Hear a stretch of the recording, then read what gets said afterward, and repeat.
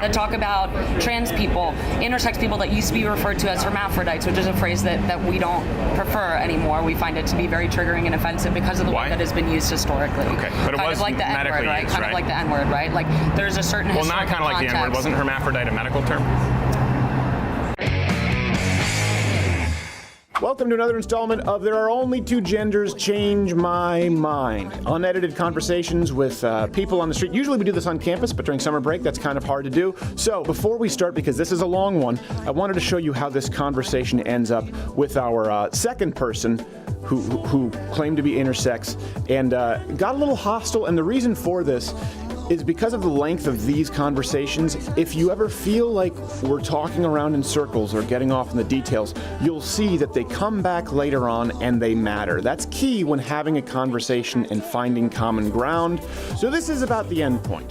Well, no. The biological makeup of a brain is not societal. The biological makeup of a brain is biological. But what I'm saying is the brain, right. So what I'm saying, the brain that you call the male brain or the female brain, with what you're saying. You did, not me. I'm saying is closer to that brain that you are referring to as a male brain. You referred to it that way. So I want to make sure I'm correct that you believe there is a male brain generally and a female brain generally. I'm not going to say yes to you when I'm explaining my answer, when I'm giving you my answer. Okay. My answer is what you are referring to as a male brain is more... But I didn't. You did. That's why it's important. You brought this up, male brain and female brain. I'm trying to understand what you brought up. I didn't bring up male brain, female brain. So that context matters because we are going to rewind all the way to the beginning, where you can see that intersex girl works for this person who approached me, transgender male to female Danielle Skidmore, actually running for Austin City Council in District 9. How are you? Would you like to change my mind? I'll try. Okay. Thank you very much. I appreciate it. I was going to the post office and saw your table, and I've heard about your show, so I thought... Oh, great. Thank you very much. Yeah, right? Appreciate it. Cool. What's your name? Danielle. Danielle. Absolutely. So, Stephen, and if you're familiar at all with the show, this is just where we engage in civil discussion, dialogue on issues that are usually pretty controversial. They result in talking points with a lot of people, and we don't get to see full-length conversations. So, I believe there are two genders. Okay. You're welcome to change my mind. I think human biology is really complicated. Mm-hmm. I think that gender identity is real and intrinsic, and I don't think there's a binary. I don't think there's a binary for anything. Can I ask you, are you transgender? I am, actually. Yeah. Okay.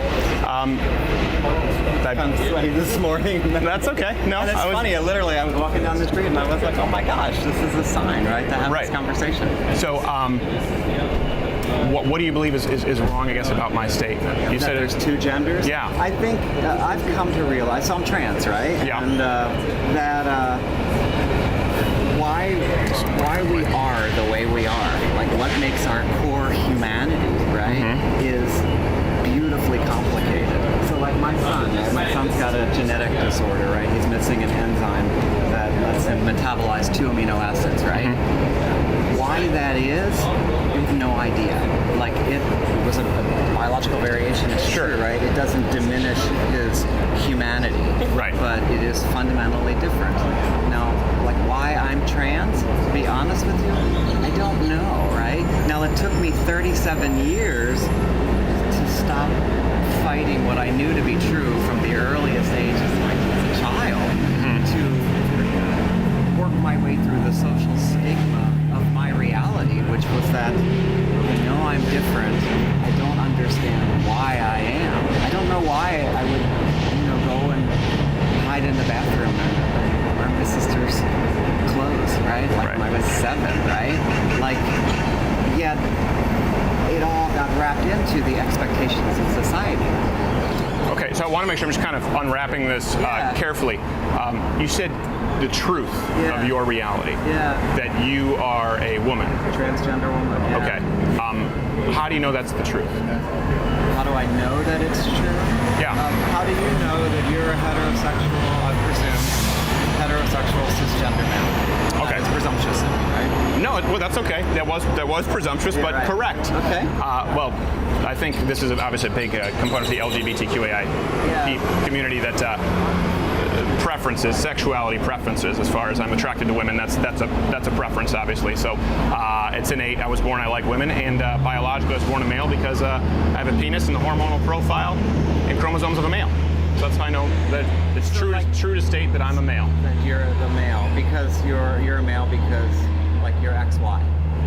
I didn't simplify it to XY to a multitude of factors. I have a male brain, I have a male body, everything from bone density to my hormonal profile to, yes, my penis.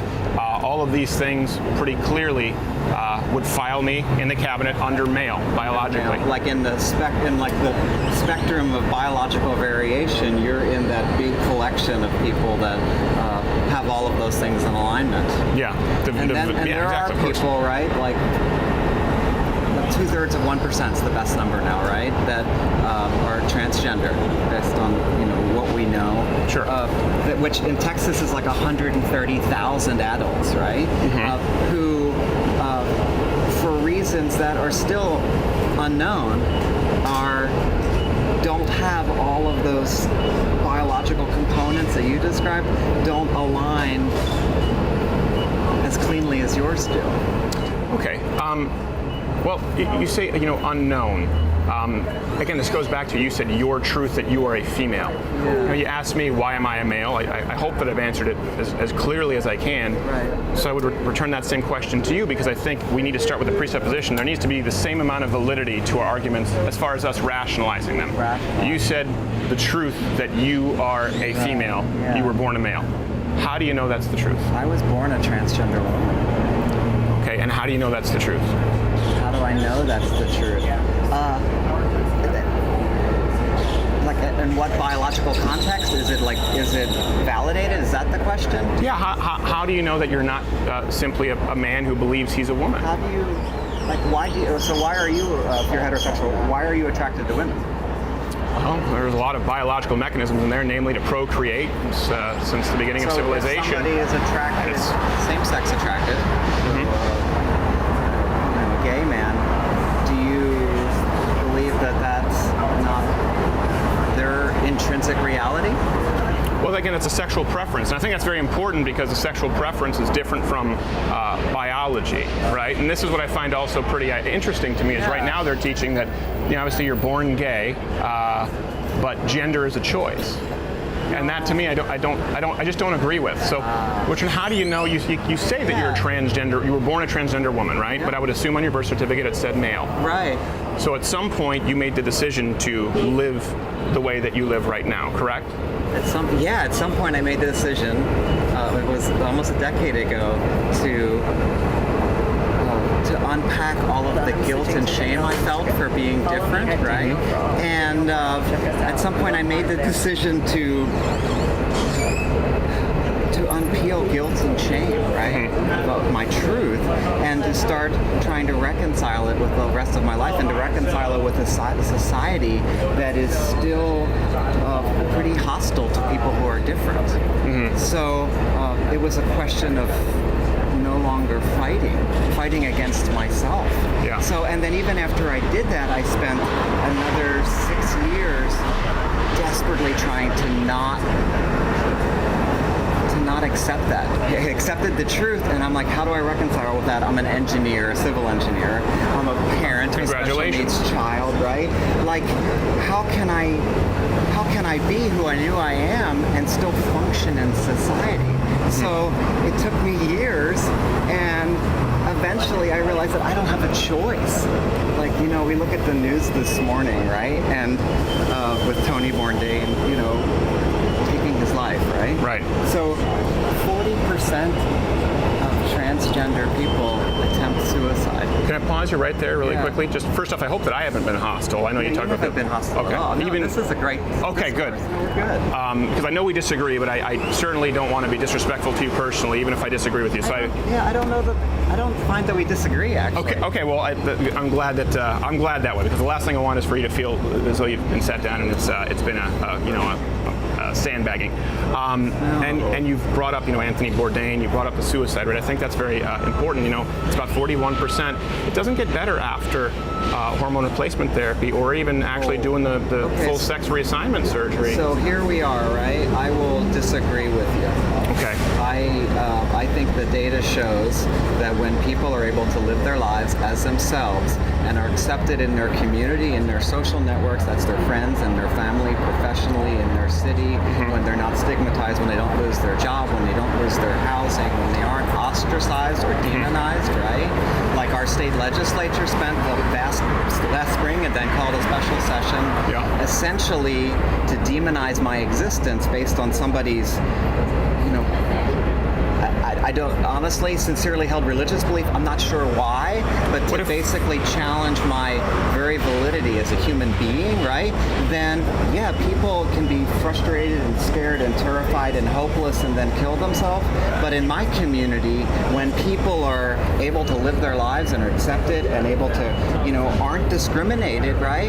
Then their suicide rates fall dramatically. The single best thing you can do for somebody who's LGBTQ of any sort, but especially trans, is recognize their truth and accept their humanity. Well, I would disagree with you there. And first off, I think you made a couple. Let me explain why. You made a couple of presumptions. Maybe they're not trying to demonize your very existence. Maybe they just disagree with you, and maybe it doesn't come from a Christian perspective. Maybe it comes from a scientific one. Maybe it comes from a perspective of a medical perspective. For example, at Johns Hopkins. No, that's okay. I think we're okay having a conversation, you and I, right now, right? Yeah, we're good. We're good. Thank you, though. And the suicide rate statistically, anecdotally, I'm glad to hear that your group of friends do better. Because one thing, I definitely don't want people attempting suicide in a 41%. It's not just my friends. I mean, the data from the National Center for Trans Equality, the Equality Texas, HRC, it's not like my anecdotal sort of group of friends.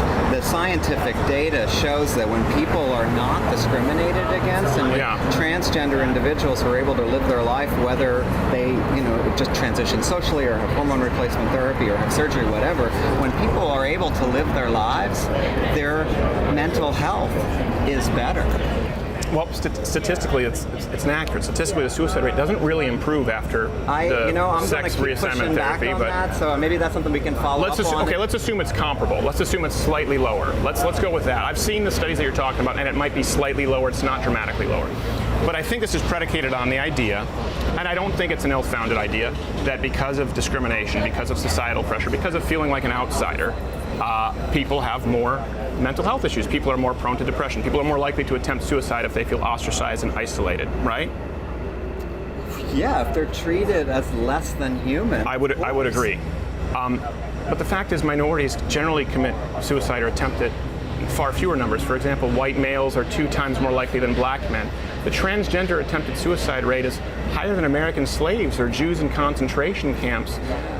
Are we to believe that they've been treated more poorly in modern America than American slaves or Jews in Auschwitz? You're asking me to compare transgender individuals to the statistical reality that nowhere else do you find that suicide rate outside of some serious psychiatric disorders, including those who have been enslaved. Which might suggest again that this is not a truth, as you said.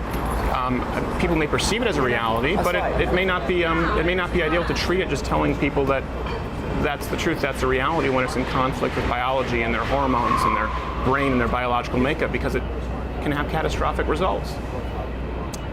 And how many genders are there? Because now we're talking about non-binary, right? How many genders are there? I think gender is a continuum. I think part of this is my take on it, right? And this is my own personal opinion and how I've come. How do you identify, just so I make sure? Do you just identify as a woman? I'm a transgender woman. Yeah, so you say transgender woman? I'm comfortable owning the fact that I'm trans. I don't know that any of us has a responsibility to own anything about our own individuality. Like, I don't think anybody needs to walk down the street and say, "Hi, I am a heterosexual man," or "I am a homosexual woman," right? But for me, I'm comfortable being visible, right? Sure. I'm lucky that I get to live in Austin and I get to be visible and not suffer too many consequences. Mm-hmm. Now, the reality is, I am a very small sliver of the trans population. Right. If I weren't white and professional, right? My murder rate, if I were an African-American transgender woman, I'd be 30 times more likely to be murdered than I am. So African-American men are much more likely to be murdered than white men too. So a big part of that is not necessarily trans. Race is real, right? And that's by other black issue. people too. Race is a component of all of our interactions in society. I gender, think it's so important back to on my truth, right? Yeah. So like our gender identity, who we are in our brain from birth, before we're talking about any kind of hormonal replacement, okay? Yeah. Is varies across all of us. I'm at peace with. And I honestly think the science will prove that fact.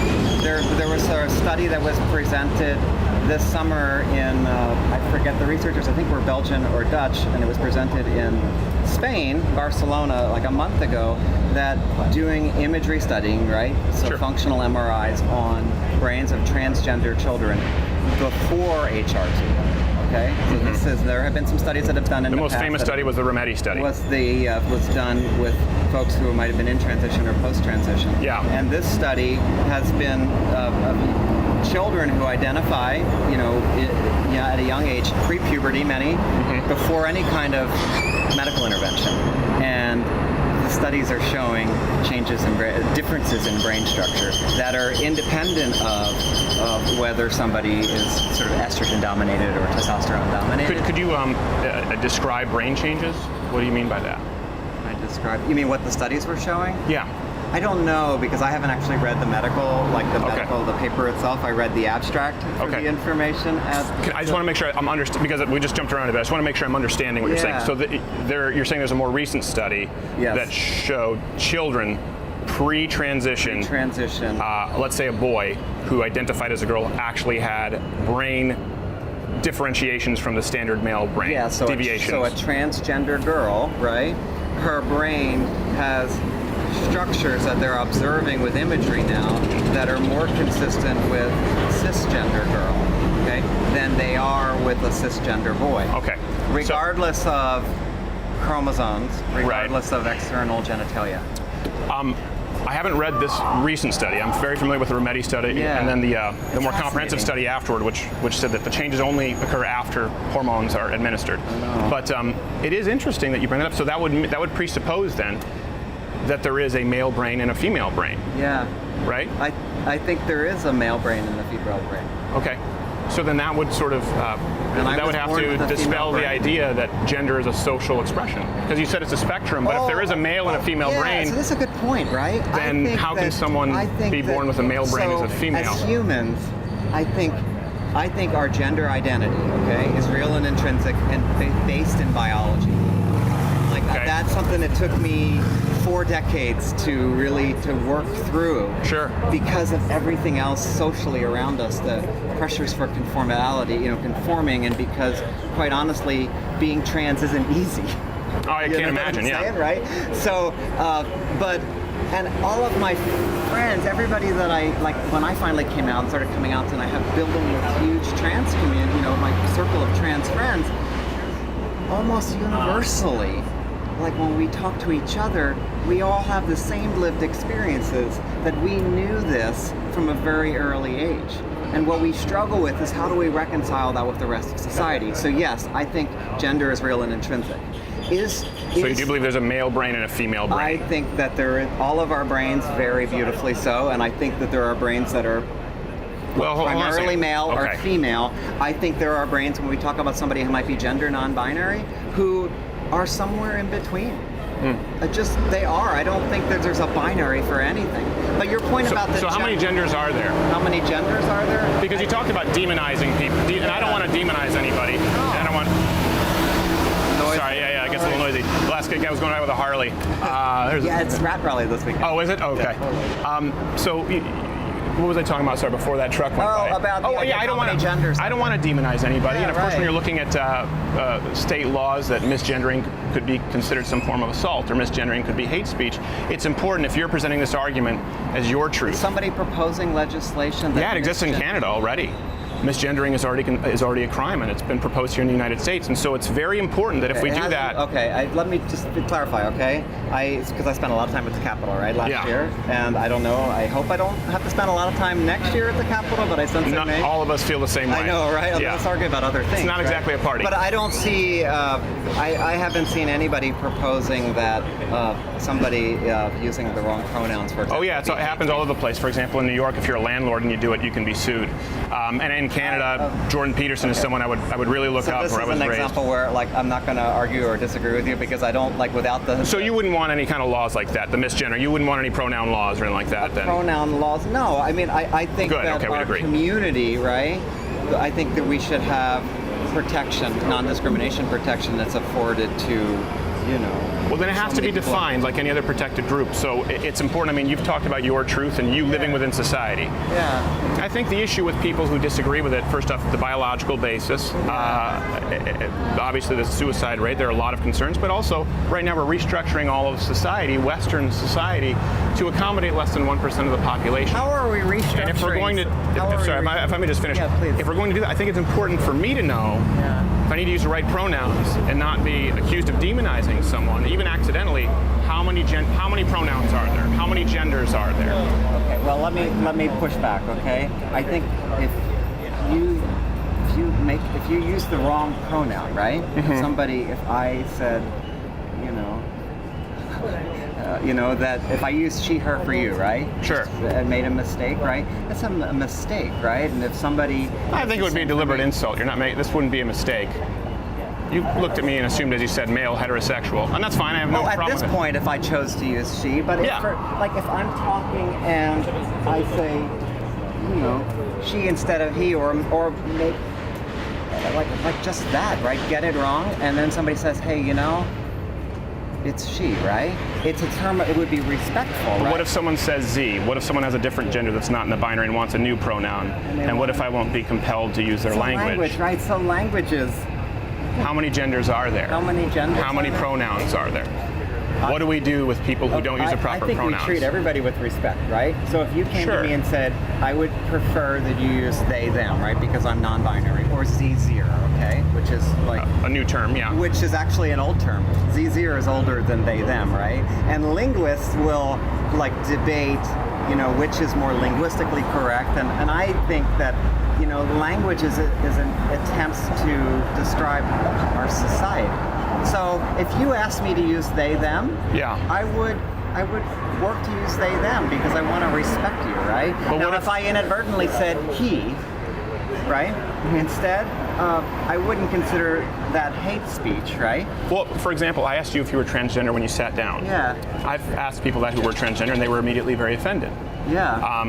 But again, I have to know so that I don't misgender you, so that I don't get into trouble. This is a society we created. It divides us more than it unites us. And I tried to ask you in a respectful way with that, but I don't think it divides us. Well, you should have seen this lady in Ann Arbor. She wasn't happy about it. She wasn't happy that you asked? Yeah, transgender. Well, I think it's a very personal question, right? And I don't think it's very. If we go back to how many genders are there, how many pronouns are there, if we're going to restructure society, I think we need to know. Yeah, but let's go back to why does my gender identity, in normal moving about society, right? Yeah. Why does whether I'm trans or not matter to you?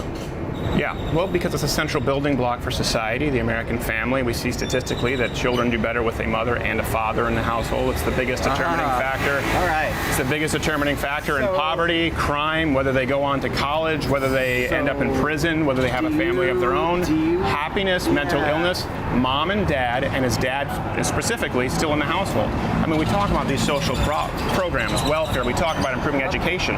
If we could have more families with a mother and a father with the children, there would be nothing that could affect the productivity and the outcome for children. You. Yeah. Am I a lesser parent to my son because I'm trans? I believe that all children, blanket statement, do better with a mother and a father in the household. What about that family arrangement is intrinsically better than a mother and another mother, or two fathers, or a mother and a transgender mother? It's a fair question. I believe that. What about it is better, other than it's not the majority? Right. But how is that intrinsically better? Right. Well, the reason the statistics would reflect that as far as productivity and outcomes with children is because, and in my, so that these are the statistics, my opinion, and again, you have a lot of sociologists and scientists who look at this. I think it's pretty straightforward. I don't believe that two mothers can provide everything that a mother and a father can provide a child, and I don't believe that two fathers can provide everything that a mother and a father can provide a child. I don't believe men and women are interchangeable, and I think that's the core issue right now. Okay, and when we say gender's non-binary, that's a spectrum, and we haven't gotten definitive answers on any of this. We're saying that gender is definitive answers. That's the. I think we do. I think we do. Yeah, I don't know that we do. I don't like in my life when I'm moving about the world, right? Yeah. When I'm practicing as an engineer, taking care of my son, like what do my chromosomes look like is not. It has nothing to do with how I'm able to interact in society and how I'm able to take care of him.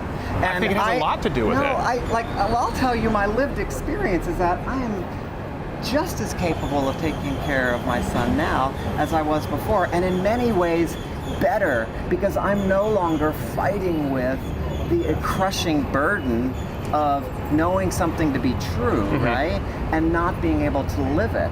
So then when you talk about people in a family that is a mother and a father being somehow healthier for children, I come back to so much of the health in our families and in our lives has to do with everything else in our social stigma that we're living with. So yeah, something, my reality now as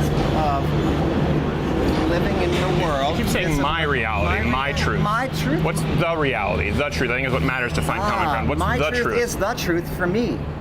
It's that simple. That's just another way of saying my truth. What's the truth?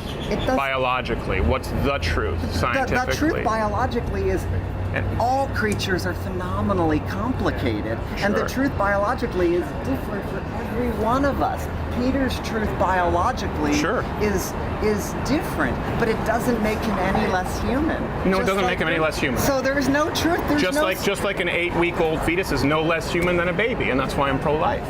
This is human DNA. This is a genetic code that determines your. So then the idea. No, I don't think that anyone is less human. Just like I don't think so. Listen, I have family members who are bipolar. Right, but I've had suicides in the family with people. What you keep saying is that my truth is I'm not really able to say a whole lot. I haven't really gotten many words in. I haven't really been able to express my opinion. But I'd continue. Well, I wanted and then. I think my truth and the truth is the question I'm trying to figure out. Yes. Is that what I hear from you when you keep saying what is the truth is that there is one singular answer for what it means to be human, or what it means to be male, or what it means to be female. We're specifically discussing gender. For gender, and what I'm saying is there's not. There isn't. There's never been. Through history, there's never been. When you look at literature all the way back into the Bible, it reflects, the historical record reflects that our biology, our humanity has always been beautifully complicated. So it's not, this is not... I don't disagree with that statement, but I do disagree with the idea that gender is a spectrum and that there's a limitless amount. I just disagree with that. Yeah, I know there's lots of people. I know you do, right? What was your name again? Danielle. Danielle, thank you, Danielle. I appreciate you taking the time. Too, it's good. I hope this has been productive for you as well as myself. I really do appreciate you sitting down and we're having a civil dialogue, even if we disagree. Listen, honesty above civility, but I think you should have both. Can I make a request? Yes. Actually, is that imagine a world where people were debating whether you were as legitimate in your humanity as you. I'm not debating that you're legitimate in your humanity. Just as I'm not debating that my relative who's bipolar is legitimate in humanity. But I'm saying, imagine a world where you are. Yeah, but I'm not. I'm not suggesting you. I'm talking about our society right now. I think you're misconstruing. I think if someone says there's two genders, you think that's demonization. No, I think that's demonizing. I'm asking you to have to go into your headspace. Sure. Imagine navigating a world where people will come up and actually challenge your legitimacy. Yeah, which I've done. My truth, the truth. Which I've done. I'll grant you that, I've done. Yeah, and imagine living in that space where strangers can debate whether or not you are as legitimate. Yeah. That's all I ask. It's not about legitimate. It's about the truth. They're debating as to whether or not it's the truth. Legitimacy and the truth. So what's the difference between those? Yeah, well, there's a big difference when it's your truth or my truth, and we're talking about legitimacy. Legitimacy would be much more congruent with the truth. And so I'm if someone saying says that the gender truth is not a spectrum, Yeah. if someone says there are two genders, and that the biological research would back this up, and that I don't think it's productive to continue down this trail, certainly of a limitless gender spectrum, that's not questioning your legitimacy as a human. That is questioning the nature of the condition, the nature of how you identify and why that is the case, and the ramifications societally. So then you're implying that there's something wrong with me. I'm implying that I believe you're incorrect. I believe you were born a male, and I still would believe that you're a male. Yeah, I won't misgender you. So I don't be rude. imagine a world where people could tell you that you're incorrect. That happens all the time. Yeah, it's not a good feeling, but this is an issue. No, I appreciate it, Danielle. Thank you very much. I think a friend here would like to get in. Thank you very much. I appreciate you taking the time. Now enters previously mentioned Danielle's intersex employee. You'll note a little different tone. This is I have a long line of ginger genetics. What's your name? Alicia. Alicia. Thank you, Alicia. So I noticed you were there for a long while with your Yeah, video that's my camera. boss, actually. I heard that y'all were doing this. Who's your boss? Danielle, who you were just Oh, speaking Danielle, with. nice. Yeah. Alicia? Yeah, my name is Alicia. Alicia, nice to meet you, Alicia. Yeah. Appreciate it. And it's funny, I heard that y'all were doing this, and I texted her, and I was like, I'm on my way. She's like, oh, girl, I'm already there. I was like, okay. Okay. So yeah. Kind of a double team action. Not like on purpose, but just kind of accidentally. And That's that was fine. weird phrasing of that, too. But anyway. How so? Well, so I actually wanted to talk about the biological aspect that you were referring to. Well, let me present my premise first, Sure. because it's important that Of course. people, anyone who's here who wasn't here for the previous conversation, this is designed to be a discussion that hopefully opens a civil dialogue. I believe in searching for the truth. My presupposition is that there are two genders, and if you would like to change my mind on that, you're more than welcome. Sure. Well, so I heard my boss talking a lot about a spectrum, not just in terms of like gender identity, but also in terms of really any biological trait, right? That humans exist on a spectrum, whether it's a racial spectrum, like there are people that are half something or whatever, biologically we're all on a spectrum. Some men can grow facial hair and some can't. Like some of it's defined by your chromosomes, some of it's defined by hormone levels, some of it's defined, I think you would not refute that we all exist biologically on a spectrum in terms of our phenotypes, right? And how we... There are certainly differentiations between people. For example, you can have a multitude of men. Some are tall, some are short, some are fat, some are thin, some have red hair, brown hair. Yeah, so but they're all men. Yeah. It's nice when we can agree on something. Yeah. Well, so in terms of that spectrum, and where I hope that my existence can shed some light for you, I was actually born intersex, which means that you would never know this, and no one who's ever been with me sexually would ever know this either, but I was actually born with XY chromosomes, and so instead of having a uterus and ovaries, I had internal testes that were then removed from me by doctors who come from kind of your perspective and some similar perspectives, that we need to normalize people to fit these society-driven standards of what a human is or should look like. But so for me, my question for you is, if I irrefutably was born intersex, That's okay. You don't. I'll just go. I don't need to get my birth certificate. No. Yeah. Thank you. That's another thing. This whole birther thing, right? It's proving birther. Basic truth. Yeah, the whole birther movement, right? Needing to show our birth certificates to prove our legitimacy as humans. I'm thinking back to Trump and Obama and everything. Anyway, that's not where I was. Yeah, unrelated. That was silly. So if it is irrefutably true that I was born intersex and that actually almost 2% of the world's population, so 150 million individuals worldwide, were born intersex and then normalized through surgeries or otherwise, if we are born somewhere in between in terms of our biological traits, then how can it not also be true that we might identify somewhere in between in terms of our gender and how that presents itself? Okay. Certain people are born, for example, with breasts and a penis, or they might have ambiguous genitalia, or me, I was born with I hate that I have to sit here at a table with you talking about my genitalia. I don't believe any human should ever have to do that. You don't have to. Well, you the reason that right, and the reason I am is because there are people like you and that are, I was about to say with respect, but that don't respect basic biology, people's identities, and that was kind of my biggest argument against the bathroom bill when I was arguing with Lois Kolkhorst, is if you want to pass a discriminatory piece of legislation, at least open a bio textbook first. It's not hard. Right. These are just like basic science. Okay. So a couple of things there. First off, I hope you don't feel as though I forced you to sit down here in any way. No, you didn't force me, but right. The conversation and the existence of it, that's what forces me, because there are people who like are so fed up with having to legitimize their existence on a daily basis. Sure. When you don't have to do that, right? Like, you were born in a way where like no one is challenging that, and that's something that I heard my boss talking about too. It's actually not true. But we don't need to get into my personal history. Okay. So you mentioned a couple of things there. I want to sort of. Is there any water for? There isn't. We used to until we realized that it was a legal liability. If maybe Danielle can get you a bottle of water, because the last thing you want is someone saying that I poisoned you. When I would never do that. Yeah. I'm sure you can understand. So you mentioned basic biology textbook, and then you immediately followed up with how someone identifies. Yeah. I think they're two separate issues. Now, I understand that you're intersex. We've talked about this with several. Right. So then what do you think in relation to that? Yeah.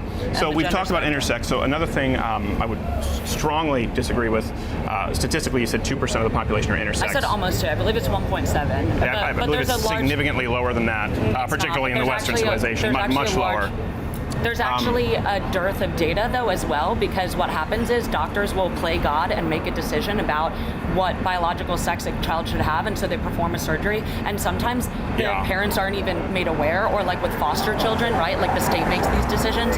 So you would believe it's higher than 2%? I don't have a printout of like a bio textbook with me, but I don't want to argue with you. You referenced a biological textbook. Like irrefutable truths, right? We can talk about your opinion, right? But like I don't want to argue with you about science. Sure. Really. Well, you haven't stated any irrefutable truths, so let's get to what the truth is. Okay. So you believe it's higher than 2%? I said 1.7, and that's. But you said because doctors play God, the number's likely higher. Oh yeah, right, exactly. Yeah, Okay. and because this is also like when data started being collected, right? Like, is after a lot of these decisions have been made. There are people that aren't told by their parents or by doctors and don't even know until maybe they don't get their period, or something like that that like helps them realize that they've been born different. Right. So I want to do you believe it's higher than 2%, or you believe the statistic you've used is accurate? Because you just said biological truths. I want to make sure. The statistic that I cited is as accurate as the information that we have available right now. Okay. But that information, as I just mentioned, is not necessarily fully comprehensive. Sure. So you believe it could be higher. I want to make it sure. Decisions that are made by doctors. Okay. I would say the statistic is significantly lower from the literature that I've read. But again, let's remove intersex from the table, because when we're talking about transgender, we're not generally talking about intersex. So intersex Klinefelters, there are genetic anomalies. But that was my question. Yeah. Well, let me answer. Can I answer your question? Then why would their gender? So biologically, they're born in between. Am I going to be allowed to answer at any point well, here? But let me just clarify my question, because you said I'm talking about intersex and you're talking about transgender. But for me, this is related, because if people are born in between, like in terms of physical manifestation, right? Sure. So then why should they have to choose I'm a male or a female if they were not born a male or a female? Like, yeah, that's my question. Okay, so I'm going to go back to answering your question. Yeah. All of this was very imperative in answering your question, because you said biological realities, people need to read a textbook, and then you mentioned how somebody expresses themselves, how they identify. There are two different issues. I'd like to address them separately if we can. But they're because not I separate. agree. That because is my I question. You well, said let me you were answer. going to answer my question. I am answering your question. If people are biologically so if we take born away, I'm just going to keep physically in talking as though you're polite here. So if we take intersex and we take, for example, it's not polite to question people's existence. We take, for example, intersex, we take Klinefelters, we take genetic anomalies that are very outside of the norm. Referencing Klinefelter. So, for example, there are some people, we've talked about this earlier, there are some people who are born without feet. There are some people who are born with webbed hands. There are some people who are born with 12 fingers and toes. But if what we teach in biology class is that human beings have 2 arms, 2 legs, 2 feet, 10 fingers and toes. We don't teach biology. We don't identify biology based on certain based on outsiders. Yeah, we don't. That's not how we teach biology. So that's not how doctors treat biology. So let me go to your. So I want to separate what we were talking about there: intersex and a very small percentage versus transgenderism. People who choose to identify who aren't born that way. But because you keep pressuring me on that, let's go to intersex. Let me ask you this: were you among the statistical reality where you had some very distinct primary sex characteristics as intersex? Because the vast majority of people born intersex are not LGBTQAIP activists. They're people who are born with very clearly identifying traits. It's not just right in between. The vast majority have micro penis and large clitoris, internal testes, and it's pretty easy to identify. So was that the case with you? Yes, I was identified at birth as being intersex. Okay, but was But it not everyone is, because as I mentioned, no, was it the case sometimes- where you were identified as a female pretty quickly? You had primary sex-defining traits in that of a female? Well, I was assigned a female because of the choice of the doctor that worked on me, right? But like I was born in between. So for me, like a doctor made a choice that even though I was born in between, even though they knew because of a what's that called? Amniocentesis. So they knew before I was born that I had XY chromosomes, but because I was born with a vagina, they knew that I was intersex, but because there's a doctor, again, who plays God and makes a decision because it's all what's going to go on the birth certificate, I was assigned female at birth. Okay, so you didn't transition later on in life? No. No, okay. So my question again for you is just because the statistics would reflect that the overwhelming majority of people born intersex are not just born directly in between the two. There's a very clear delineation with identifying sexual characteristics with male and female. That's so not true. There's chimerism, no. It is true. But so moving on from the intersex, if we remove that, I think that what you're saying is correct. I would certainly separate you. Telling someone who is born a certain way that you know more about the science of my existence than I do. I'm not. The literature is there. If we want to talk about our sides agreeing or being able to have productive conversations, I think that maybe that's a first step in y'all's camp, is like not assuming that you know better than everyone else who've lived a certain experience. I don't. Just like I don't interrupt. Well, I'm sorry, you're interrupting my day by questioning my existence and my boss's existence, so I'm not going to apologize for interrupting. I didn't question your existence. I haven't questioned your existence. And I haven't interrupted you. And I haven't said that I know more than you. Only you have done that in this conversation. So right now we're at a crossroads. We want to continue with this conversation and it to be civil and to disagree. I'm just being televised or whatever, recorded. As am I. I look forward to watching it after. So if we remove intersex and very small percentage of outliers, let's say it's the 1.7, I don't agree, but we'll go with that. Now we're addressing the transgender issue, that gender is a spectrum. So yes. Why? How many genders are there? Why do we go with that? Because that's very separate from genetic anomalies of intersex. Right. Gender is a societal construct. So, as my boss mentioned, there is a spectrum. So some people identify purely female or purely male. Some people identify in between. You already talked about the different pronouns that are available. And it's based on your something intrinsic that you were born with in your head. So we've proven, for example, that in terms of sexual orientation, that being gay is not a disorder. It's just like a biological reality. It's a human condition, right? And being transgender is the same thing. It's like you're born. There's actually studies that have come out now that transgender brains more closely align with the gender of the brain that they identify with than the brain of how they were born. Can I address that? Sure. I have a question there. So you said, I want to make sure I'm not misrepresenting your view. You said gender is a societal construct. Those were your words. It is, yeah. Okay. It is. So if gender is a societal construct, how can there be a male brain and a female brain, as you just described? Because there are brains that fit, like more, if we're thinking about a spectrum, right? Like there's brains that fall here on the spectrum, brains that fall here on the spectrum. Like each brain biologically is different. Like we know this because of genetic variance. And so some people identify more with traits that we categorize as female. And so those brains look more similar to those who... I'm sorry, but you're taking you said it's a societal construct, and now you're making a biological argument. Is there biologically a male brain and a female brain that are different? There is biologically a brain that is closer to a binary example of how people who identify as male and present that way. Their brain looks more similar. And so even if they have been born with a body that, based on what we talk about in society, or, phenotypically, like having certain like genitalia or, gonads that we would say are female, their brain still looks more biologically similar, like when doing a brain scan, to someone who identifies as male. Like there are certain types of brain that exist on that spectrum. Can you see how for me that's not a super clear answer? And I want to make sure that I don't get your presupposition incorrect.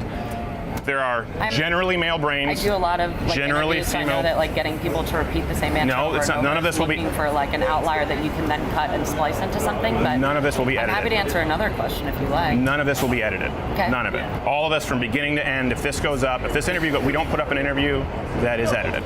So I want to make sure that I understand your point of view here. They're generally considered a male brain biologically and there is generally what is considered a female brain biologically. Right, by how we as a society define male and female, but they're just like two ends of the biological makeup of a brain is not societal. The biological makeup of a brain is biological. But what I'm saying is so what I'm saying, the brain that you call the male brain or the female brain, with what you're saying. You did, not me.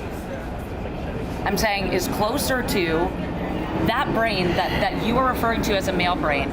You referred to it that way. So I want to make sure I'm correct that you believe there is a male brain generally and a female brain generally. I'm not going to say yes to you when I'm explaining my answer, when I'm giving you my answer. Okay. My answer is what you are referring to as a male brain is more... But I didn't. You did. That's why it's important. You brought this up, male brain and female brain. I'm trying to understand what you brought up. I didn't bring up male brain, female brain. That brain is what society is referring to as a male brain. Whether that person was born, regardless of their genitalia and their physical presentation to the world, their brains are more similar in certain ways. And that is because there's a spectrum of types of brains. And so there's a brain that's like that, and then there's a brain that's slightly to the right on the spectrum, and then one that's slightly to the right of that. And there's this whole spectrum of types of brains, just as there is a spectrum of types of skin color or facial hair, all these different things that we've talked about, right? And so what we have found is there is actually a correlation between this identity and a brain that looks a certain way. So people aren't making something up. It's like something that intrinsically that they are born feeling and identifying in this way, right? Feeling and identifying in a way, okay? Yeah. And this is important because the biology and the identification are two very different things.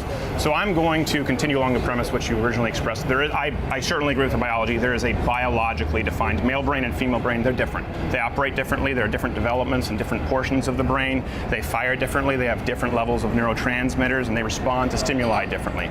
There is a male brain and a female brain, absolutely. And there are some anomalies. There are some very acute number of outliers in between, but not much. Huge. There is a male brain and a female brain. Okay, well, the entire world exists on a spectrum, and then there are limitless genders and limitless brains. How do you determine what's right with the literature? How do you run a scientific study if you're saying there's a limitless number of brain types and a limitless number of identification types? How do you line that up as a study? If myself does not threaten your daily existence, then why do you care? It does. It does. It doesn't threaten my existence. I believe the restructuring of Western civilization based on, I don't believe gender is fundamentally interchangeable. I don't believe men and women are interchangeable. So only Western civilization is right, is what you're saying? Because that's a different conversation, but yes. Really? Yes.